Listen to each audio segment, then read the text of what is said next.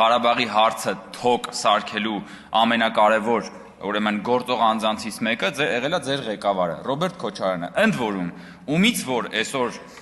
ուրեմն դատախազությունը ապօրինի գույքի բռնագանձման մասին օրենքով պահանջվող հայցագինը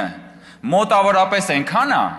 ինչքան որ հիմա պետությունը վարկ է վերցնում Ղարաբաղից տեղահանվածների բնակարանային խնդիրներն ապահովելու համար։ Պետությունը 250 միլիոն վարկ է վերցնում, որ Ղարաբաղից տեղահանվածների բնակարանային հարցերը լուծի։ Ռոբերտ Քոչարյանից ապօրինի գույքով մենակ հաստատված հայցագինը կազմում է 200 միլիոն դոլար։ Ղարաբաղից մեկ այլ, բայց ոչ բռնի տեղահանված Ռոբերտ Քոչարյանի, որը եկել է ու այստեղ դարել է դոլարային մուլտիմիլիոնատեր։ Բա մի հատ դրա մասին էլ խոսացեք, կամ ասում եք բանը, ես ասեցի, ասում եք պարոն Կոնջյանն ասեց, որ այնտեղ հեղաշրջում եղավ։ Ես այդպես չասեցի, ասեցի հեղաշրջում արեցիք, պարոն Խաչատրյան, եւ ձեր պատասխանատվության կտորը մի հանեք իմ խոսքից, որ գալիս եք եւ մեջբերում եք կառավարության ծրագիրը, այդ պահն էլ ֆիքսեք, որ դուք գնացիք եւ այնտեղ հեղաշրջում արեցիք, հետո լուծարեցիք Ղարաբաղը։ Հիմա էլ ասում եք, որ այդ հեղաշրջում արվողը դեմ չէր դրան։ Այսինքն դեմ չէիք, որ լուծարեիք հետո։ Սրա մասին եք խոսում։ Դուք ուրիշ բան ասեք, դուք ուրիշ բանի մասին խոսացեք, ո՞նց է ստացվել, որ Ռոբերտ Քոչարյանից պահանջում են մոտավորապես այնքան փող, ինչքան որ պետությունը վարկ է վերցնում, որ